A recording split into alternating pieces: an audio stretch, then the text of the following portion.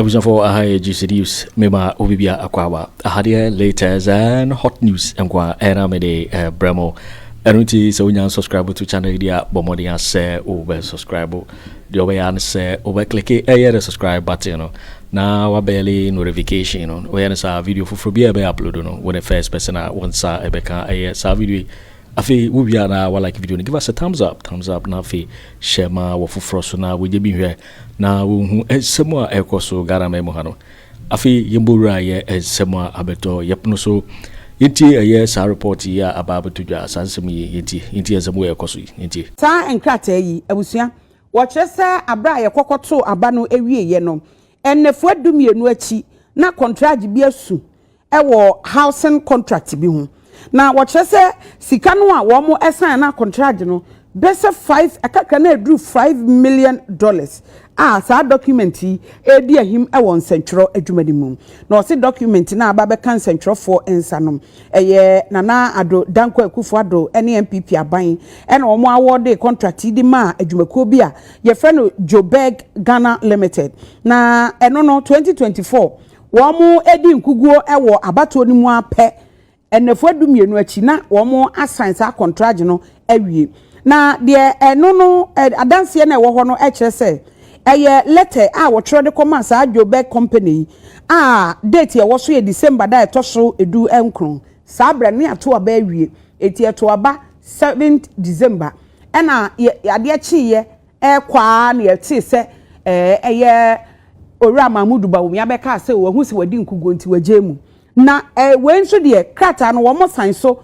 December da etoso edu nkron eno wo kya se eto abawie ye omudi enkugo na eno nie wo se krata no ne asan so December da etoso du nkron enipa osan ye Reverend Stephen Yaw Osei Chief Director of Ministry of Works and Housing ya address enipa krata no kono ho eye CEO a oda Joburg Ghana Limited no ano na say na ensemnity wo say e krata yi e de abro wo contractor ye ne wo e tro anase ye ne wo esensan ya na ye ne waka ho asem na sika ewom no eye $4,944,131.07 nti na kakra na edru $5 million na ye de krata yi e bro a kire se contract no ya gia tum se wo na ye hu adwuma enti bosome maako edu enwotwe enti 18 calendar month no na watumi awie eti sabre ya ye de contract yi ama we eni se de esi etie no fitiase na contract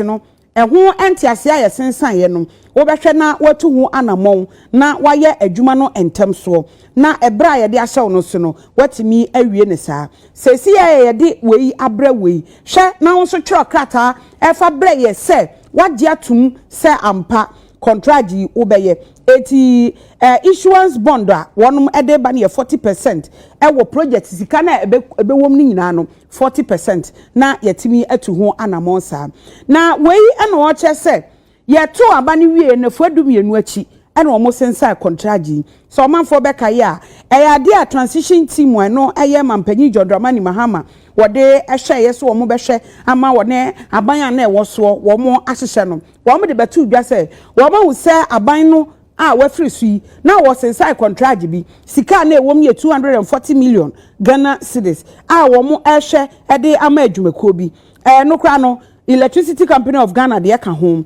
enwumaku ahodo e de ka ho afi no omo fa nipa nso wo kyese Ghana Revenue Authority GRA ene Bank of Ghana ho so na wo mo efa enipa na nipa na okasa de ma transition team no Felix Kwaku Fosu ene ode ensemi ba ya ode ebetu dwa kire se asem omo ka no wo mo ahunu de omo ahunu ene de omo ka nti ebi enie na nkrata no ababeto eye nsentwerefo na so a yeso ye kenka bi ama omanfo ehunu sede esi etie wo mumma wo moani enko energy ministry hono na se esese ma ye niam se ho na NAPO wo no ye ho na NAPO na ne de krapa bae se ho no de wo se wodim se president abusuafo bebre na ho na no mudidi wo se wo munyina mo de da contract ni ade ehwehwem lord contract ni bi wo krampa NAPO ni mu ho hwe wo behwa no makwakosan wo kanu furata wo so asin no makwasan wo kanu furata wo minister sector minister in charge no one aware of it ye pe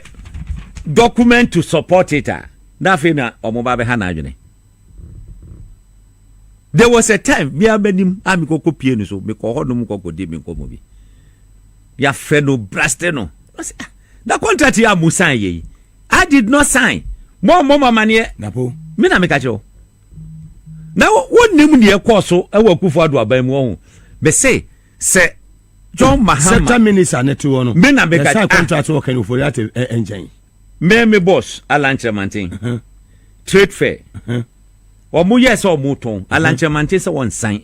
Omu di agreement no buy no so one sign. Trade fair. It is not going to help Ghana into one sign. Asante Bediatuo sign. Me na me ka chiro. What's one sign no? Wako president wako ko bona mane. Sade na emwa into one sign. Wow. Omu ohonu mo ana businessman bi. Awura no office. Okita ni portfolio. Okra $10 million. What? Say onje no one sign mano. $10 million what? Dollars. Or the command lunch Martin. Alan Pamono. What's one sign? The next moment, now call finance ministry. Na kenu for that one sign. Hey, me na make a chiro. Koko check agreement no. And this war yimu. Won't call for the agreement. Ura for mutie. Won't call for agreement. So information power. Me say, address say trade ministry and the sign. Yeah, sign. Kenu for Atta. Kenu for Atta no makwa sign. Sign na ne koso most of the ministries. Omo bana minister ne ya yika krepa ne atam ne ko no makwa sign. President ni nua. Contractor kese wo Minister of Energy bia nyina na ono na eje. Wow. Oye ya na ko no makwa sign. Nana dunia no. Idi kura de sign. Bamti. Bamti. Omo. Na muje we nyina awie. No ba be gina hodom se omunti obi ntimi mu man. Na se nana do so obiti John Mahama 2 times. And you hand over mano. No come here chiao. Nangi ehwe se wo be ka se hand it over no menye. Emide se ene. There was a statement actually say all MMDCs should hand over immediate effect.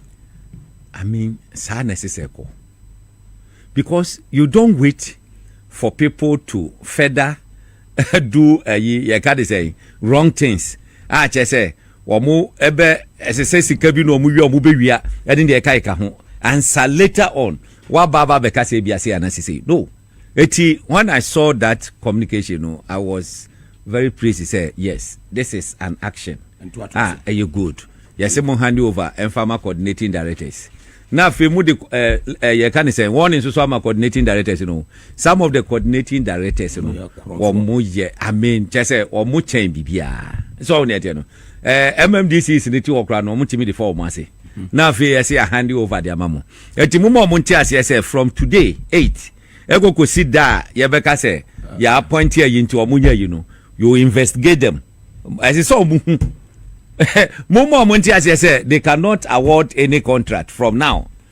There are certain things they cannot do nama masa omo de ne so omo hwe akire nyama nkitinkichi bia ma assembly na ara ne no onno de they can do it say ye ma contract ye nyese ni ne kai ka ho ne de mesremo mo ne omo nkasa na omo hold on enyesa ebe hadwene pa baby kura so ka say ambassadors ne high commissioner for ne ade omo wa mama hold on so say nansi ana do lucy ye no appointed Tobago. Nene ma ma wiwi no makohe akwahihya wa sango fo nyina bi mo say just yam call you mo nyina obi I mean straightforward straightforward Papa Owusu CEOs of other institutions it should be immediate national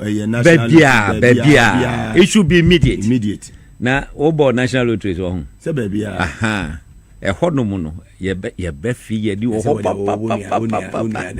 na me nua nti me fi ye ni ye be fi ye ni national lottery ndia bi ho e wo national lottery bebre ye be fi ye ni pa nadmo so nadmo de me sheda mfa mani ni akire wo nti e ho nyina ya why mo obi amfa na dwuma nto why dream DVL so Mesi ababa ho nyina na why de no esese wo mudi kan shase from 2017 ebra na Justin Kodua eye CEO wa nua miami nua no ekokosi 2022 no the way secretary my MPPC general secretary for MPPC as I said omutimi investigating because you see this is why you can't ghost names are never ba na what you can investigate you also now media me ma bie tie ma bie mi nsam airport me coordinate travels amanfo tu kwan a na ya frɛ me tu kwan me so obra oba ni a check you in near the what na ka mu akwakosi plane mu oba ni aba be for free plane mu edu aba be si ne akwako you back amount na wokɔ the investigation. There was not even one CD say one CD way every month. You ever more one CD as impress. Ebini was nothing like budget. Eti media de no be investigating. Osi kodu am investigating. Anna senkomu wo bibi kra to investigate. Mugabe nkene na obeka hwazem. Ka ofri mo nke dia. Awurade. Na wonim course ade ko national security brigade. Mon pa dia ye de be ye de nim kwa kotum. Hey, me so almost searches are womunya. Almost searches are. So on yet no. Eti e hodo de ese se yetimi ekọ ne ehwehwe. Ne make sure say bibia etimi akoyie. Now, omo abey as president, when I hear the commander in chief of Ghana Armed Forces, vice president is the chairman of police council. Did na se mo hwe na mo reform hodo mu nyina. Police hono. Bebia. Eso mo reform na mo say Mahama enkepu dambare. Then is something direct trafficking. It doesn't matter. Enra no a change of administration. Ya kwako gina honom ye symbol ya gya kofra na free Akufo Addo e de aye. Wa ye na dwuma kama. Adwuma de obi anjimi ngase wa anya adwuma. Wa ye adwuma. But Mahama should make sure say wanya the IGP. What make sure so wanya the IGP? Then Perry was appointed by Akufo Addo. Akufo Addo na dwuma to ho okọ. What you say? Ghana is not a country. You ever say sa you can say institution memory whereby one the ohodoma kwesi say be obe retire no. Obi be sabotage. Accountability and the fight against corruption. Corruption is key. Send your man people boss you na sao. Ghana Police Service is accusing say omo provident fan near the ade amount for the omo say bubom that in the kakeka ho. I say omo hwe orafo no bi mo de krata. That's right. No omo ye sa reforms yi nyina. Then you matimi ye den ekoyi. Look, we just see here new IGP. Why not? Why not? If you trust him at your own peril. But if any funny trust him, no say he should be there. It's up to them. It's up to them. Send your woman MMDC is international. Sanu bia man international. Bia fana jumantu. Ghana Police Service omu doso. Anya she omu bro 10,000. Anya she your commissioners of police. Be competent. Be competent. Emo honum. Bebre ewo honum. Na odi ma de ba kwa enkrofo ye. Se omu hu se eba se power se sa. NDC betima fa yi teteyonu as IGP. Enti omu trans no omu plan ye strategize ye. Say you make sure say madam IGP. I don't know omu kokofa de say oye ye ka de say deputy IGP in charge of operations. Azan omu ye sa de no. Just to make sure say ye be kana she. So they tell no say oh yampini the koko de let us say ya painting say this is the man. Oh yeah juma ye kasi say oh ya this ni yampini oh ya this ni yampini. Getting to the last point. Ye nya bibi the family na say ano mo yes ade no. Na bibi you no. Wa mu planning about him. And this is the man, the whole Ghana Police Service. Obi ani ho informants echen tete you no. Obi ani Ghana Police Service. I was see what no informants. That's it to you. Why ya DCOP? Ube ko ni fie weekend. Hey, ghetto boys. wo kuma poncha ya ponchen gra na manfo we ye kan say black label ni ade sisi wonom udru ni fia it will shock you, and that is how we picking informations. Etina or no as operations director no what me silence a robbery e wo krom ha say no yes eti modern money kokoso ya ne say ya omo sheda planes ade no just to say ombe yi amanfo kikana ye change na ane am robbery omoboa am robbery bi antimi nkoso in this country and that you no am robbery bi antimi nkoso whoever they pick Anyeshe national security abomodia once say cameras abakrumba eti o robo no afan share there are so many people omo acheche omo ma abonten obi o ho planning stage na no omo apeke omo because of the cameras e wa abonten obi on mo mbetimi awia but say wontimi mpie Greater Accra a cameras en capture so uja waju say wo fa Central Region wompie mu no na cameras be ye 3-4 a capture de eti ono ne de enya de obi betimi aye bibisa e de akọ was it IGP's traffic directing IGP directing Charid a shameful what me kicking na me hu ni the election of duty the omudia babe to jan we free a year forum for development and accountable governance signed by Nana Kojo Abam senior research fellow on the way aba so adentina very very shameful adentina IGP vegina is all directed traffic brabo kina president ijina how na wo twen say wo bebo ban how Paul Kigami jina ho so it means he say you can say division of labor is not working. Who is the director general in charge of can I say MTTD? Yes, he. I won't even go to director just IGP. I mean, look, once upon a time, Anna Otchere MPP third vice chairman say wa used to show this there be Masawood. Okay. So I used to show this of the road. I know much the car no go see airport police station by 1 week. Ne car no Akufo Addo na de man. Eti omu call meeting bi epon anajo by 1 a.m. Anu approach you know say dampare achine. Anu say na general get watching was say my friend na wonfa. Say Captain Code and friend. O friend na no fa na President Ankasa friend. What? Yes. Or pick here by around 2 a.m. President friend of I. Pick here IGP, you are not sleeping. What them go on me kwachiri. Na chese o number was your number bi obi che wo mu bibi me ma de kro ni din. Enti o kwa kwhwe was what? Who the shadow officer of kwa kwhwe? Just a wangaza. Is that the way you are handling the police service? I know say by the way, I didn't know what chemical. So I say Masawudu. Say what's you what's you know? He's calling you right now. Was off friend no. Chese adina momukra no apeke. Wo free Alisa Drew airport na IGP jina ho. Anajo. Ana woman na no case no woni nsem no. O friend no oba besi a woda ne kunachi 2 a.m. Obedru ho na ne refi so hye 90. Obedru si ho no. No odim so hye 90. Ano di bedru ho no. What that dem o IGP afro. Say wo di America oba no ho buze omko hwe safo na omde man. I mean, what is all this?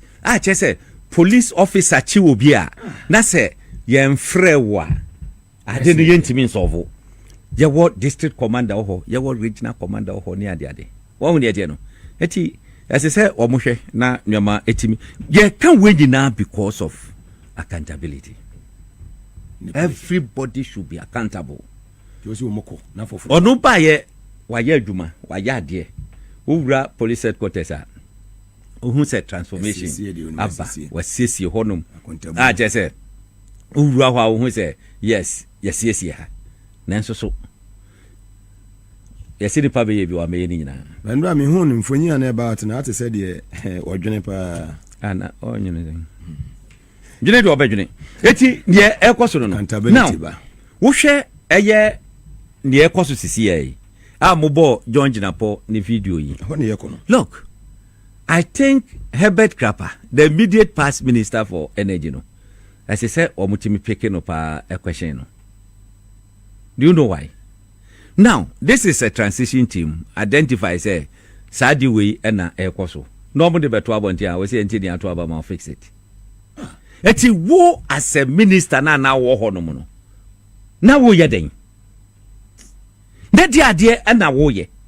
Hwe amanfo TV bi ase se adi mu kan gra 5 hours atwam mu nti ase ne etia ne se fu na egu generators no mu now no esa the only aya wo sa 5 hours no Ghana be call off asa we na egu mu sisi ano enya sa no omukoko pompi gumu a eteki just 5 hours that say ye call off I mean what you know what I want to say how? Nti aban no ho no ye den. Se yemfa ne se wo mu na weni ye no mo to aso a. Enka se ya na nko mo be koda na. Question na wabisa no. Ya to aba 7th December. Awie. Eti se wo kra ya. Ade ye se wo kra take be 4 weeks to come. And wo processing so a another 4 weeks. Ni eti wono mo a se ade ne nsankra. Eye strategy. Campaign no yes Mahama ba dum so be dey ebe back enti ane ye nsiesie yachi o de dum se be samba aha enti kade nya dum pa se se ya ka kirebo Mahama ba ye waye budget so se dum so see and now it shows your incompetence because what hand you over for the next 3 months no Ajuma waye no say to move this country. Aname wa first quarter of the year. Yeah. Eja na ya na mean anta the budget ko ye. Say budget say for 3 months. Yeah. HCC a BBC a. Eya Akufo Addo. Ene na pamfo. Ni omo hihye to ho no. Ade ye hu no sabre. Dum so no mo dia to ho no. Ana omo dia to ho no. But I don't think say ye be wura dum so mu. Because wo hwe the can say BDCs no ni ade na they are willing to help.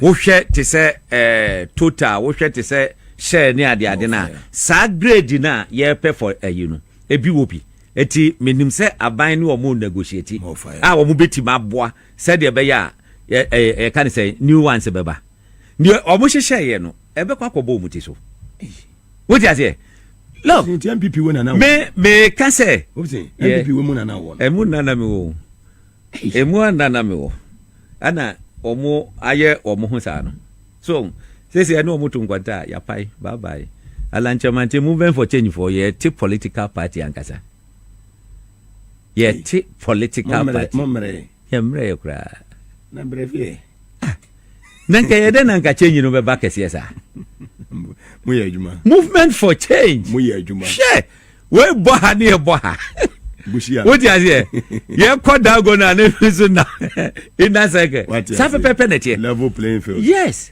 eti a political party I de be ye adwuma e wo Ghana ha say as a political party I ye de be boa ama a democracy I den akọ nanim na eno no sa no se mi sa say wo a o te mi nchen eni obeti say eye openya lunch na matin the joma ma ka se mo be boa no na be ma mo be se boa mo be ko so ye Ghana ni eye Ghana nkoso ni yepe ti mo be ye se ye frɛ na me boss ka se yenko ye be kwa koye and enye ye problem at all so on yet no enye eno na ye preach per se wo ho yet no but ye per se o man ye den ye koso good governor etina me dey ato me hu so say free ene for the next 3 months then people ni ba be jira na we nko ye twa me twa no no ho na mo ye di yanga ba be jira ha ka se nko ye na ye hwe say ana ye kwa we ya tutu omo ma me ye 3 months nko mo anka sa nko mbo hu ne e beto omo eti ye de ye pese Ghana eye den eye yie ye nyina ye bompaye ema eye ye kan say new administration na se ekoyi a ebe affect ye nyina ye kodwomu a ye nso ye bedi ye bibia abekọ said ye sepe no business community omusoso omani be den omani beje na se wo gina parliament na wo kasa wo ba bebu o man na me ahwe wo ba be ye economy na me ahwe na in the first place no adwene da utimu no enye papa so on yete no let us pray say Ghana enko nanim na se aban se sakra na wo ba let us wanya Ghana drum pempenso bia wono wo mrekese na onya starting na se doom ana muntimi enye ade beye se ya na wo pa kire sen wo betima ya ere ama 8 years utimi ye wantimi so on yete no eti sa energy sector ayi no former minister na asem na wo kan ye no e kire se krapa no wo mo sheda deliberate eti se sa na tie dia wo muma wo mo ani enko energy ministry ho no na se esese ma ye niam se ho na NAPO wo no ye ho na NAPO na ne de krapa bae se ho no de wo se wodim se president abusuafo bebre na ho na no mudidi do se wo mo nyina mo de da contract ni ade ehwehwem lord contract ni bi wo krampo a NAPO ni mu ho hwe wo ba hwa no makwakosan wo kanu furata wo so sin no makwasan wo kanu furata wo minister sector minister in charge no wo nya aware of it ye pe document to support it na fe na omoba be ha na adwene there was a time me abanim amikoko pie no so me ko hodom kokodi me ko mo bi ya fe no braste no that contract ya mu sign ye I did not sign mo mama ne NAPO me na me ka cho na wonnim ne ekoso e wa Akufo Addo aban mu ho be say se John Mahama sector minister neto no me na me ka contract wo kan ofori at engine me boss Alanchemantin trade fair wo mu yes o mu ton Alanchemantin se won sign wo mu di agreement no by no so won sign trade fair it is not going to help Ghana into one sign Alanchemantin and sign me na me ka kiro what's one sign no wo ko president wo ko bona mane sade na emwa into one sign wow omu ho no ana businessman bi awura no office o kita ni portfolio o kra $10 million what se onje no one sign mano $10 million what dollars o de koma Alanchemantin alan pamono what's one sign the next moment na call finance ministry na kanu furata one sign me na me ka kire Koko check agreement no and this war yimu won call for the agreement ora for no mutie won call for agreement so information pa o me say adie say trade ministry and the sign they dia kanu foriata no makwa sign sad na na koso most of the ministries omo bana minister ne ya yi kakra pa ne atam de ko no makwa sign president ni nua contractor kese wo minister of energy bia nyina na wono na eje wow oye ya na ko no makwa na na dunia no idi kura de sen bamti bamti omo na muje we nyina awie no ba be gina hodom se omunti obi ntimi mu man na se na do so wa biti John Mahama 2 times enti won hani over ma no lo come here chiao nangi ehwe se wo be ka se handi over no menye Burkina president GH Mizana na do hu na no watwe na no meze Burkina president GH na mi sheda ko fa de na chi na mi bie malam no na do bio popper o kwa tete no ni yo she be shiro na do so ye hu fo che obi ya o ba later na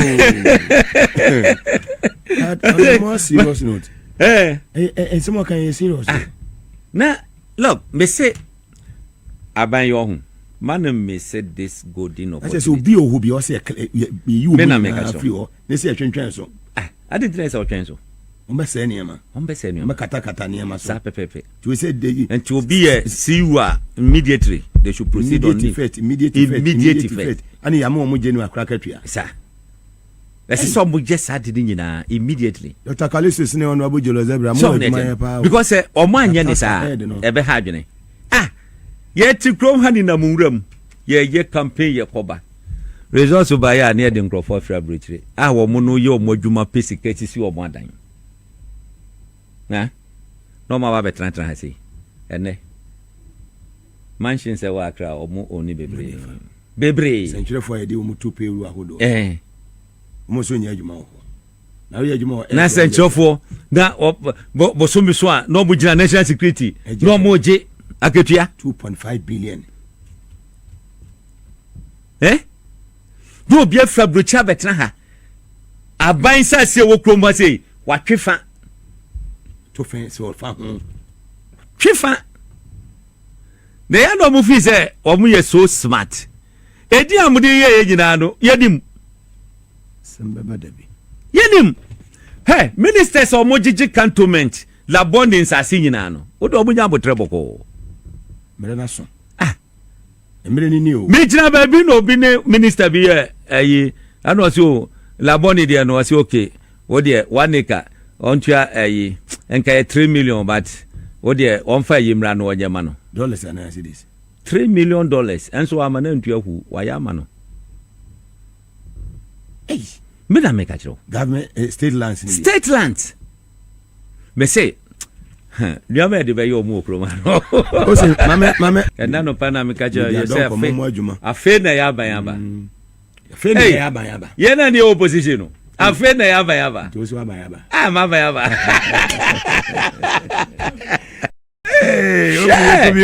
Bra ya bro groma afe na ya ban yaba. Omu ni agro mo hu de be omo. The task ahead. He said your mama maybe me deliver. One. Madika ka say John Mahama bana wa bano. Yeah, opportunity for Ghana. Number 1. Obetimi any IMF akasa. Wonsa me kan wa ha sei. Fantastic. Say obi obeba bia no. Obetima ye renegotiation with IMF. Except say MPP no muntimi nye. Yeti wabai wa engage omu ya. Wa mu betima ye rebalance of the economy e dia mano. Now, one betima suspend most of our can say balance of payments in the ama say bibia betimi akoso eyi. Enti no e wo ho advantage no e wo no. Number 2, when we say the whole international community no, the goodwill is there for Ghana. Fantastic. Enti everybody is ready to help. Fantastic. So more facility be some the eboa Ghana on betimi. President Mahama should use this opportunity to say Akufo. I didn't be a man who got penny say Bosiampo. I see it to me the channel. What the president Kasa? Hey, baby, I'm in my drone. Boa make a cry. Okay, say, so Getrude free. I want Nigeria device. As I pijo your Toma, Ghana police for near the Adina. Oh, near Tiano. Eti, we bet him take that advantage. Now, what the Anyasa good way no, Ediaba. Now, what do you share the whole West Africa? And near Babijina Ghana so.